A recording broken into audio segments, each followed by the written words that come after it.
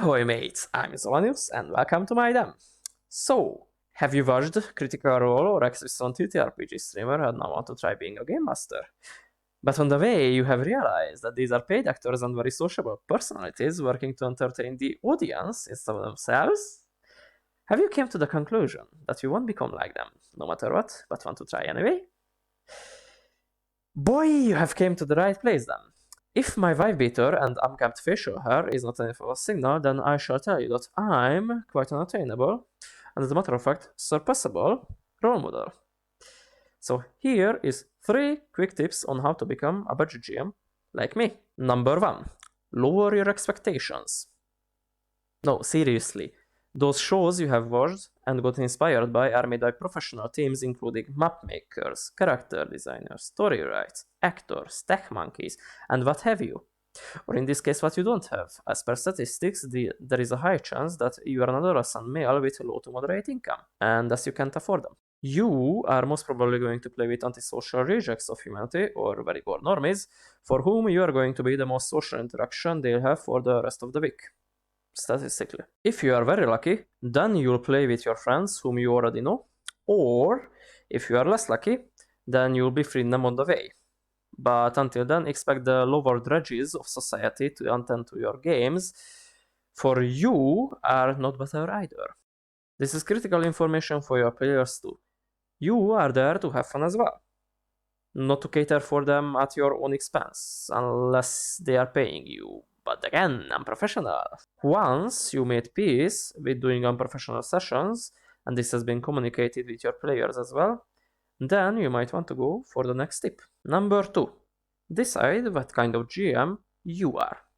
Whilst there are dozens of worthless tags and designations that have been created to this day, the most important two is improvisation and railroading. The former is what folks will tell you will never master because they are secondary trash, and the latter has become a swear word used by murder hobos when you don't let them burn down the church. But what do they actually mean? Improvising is what you do when unforeseen events happen. It's a creative process in which you react within your boundaries of your role, that being the GM in this case. As said, it requires creativity and quick thinking. Railroading, on the other hand, is relying on your preparations and contingency plans to go through your campaign, trying to anticipate what the characters will act. This requires knowledge and diligence. And I just hit my fucking back. These are not exclusive and whilst completely one-sided campaigns can exist, they either need to be made professionally, which you ain't, or they are going to suck to a degree, so finding the spot on the scale where you are comfortable and can deliver the fun is paramount. Try making the settings first with interactable entities for the players to mess with.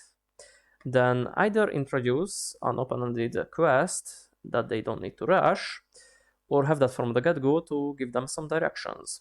After this, try to increase the preparation you are doing for the campaign before each session.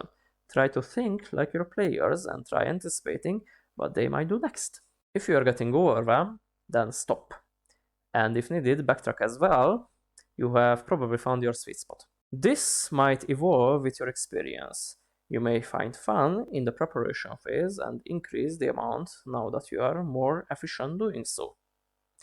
Or start improvising more instead, as you are a lazy bum and get better at making stuff up on the spot. I am a lazy bum, for example. Additionally, your GMing type can also influence your setting. Comedic settings that rely on your player's shenanigans benefit from a more reactive environment, whilst serious ones do so from prepping. Number 3. The system. Dungeons & Dragons is the archaic SL system that is popular because of marketing, not merit. It restricts you with its barely synchronized mechanics that try and fail to cover every possible action a player, or as a matter of fact, a GM might want to take. Now that I stole the comment bar under the video again, let's see what the previous statement means, because it's a restrictive system.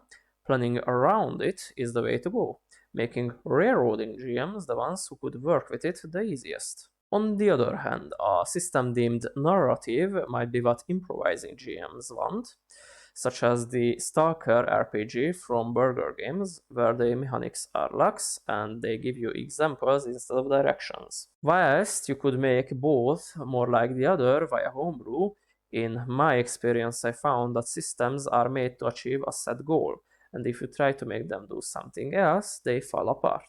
Instead, if you are so hellbent on homebrewing, maybe because you can't or don't want to find a system just for you, another option remains: making your own.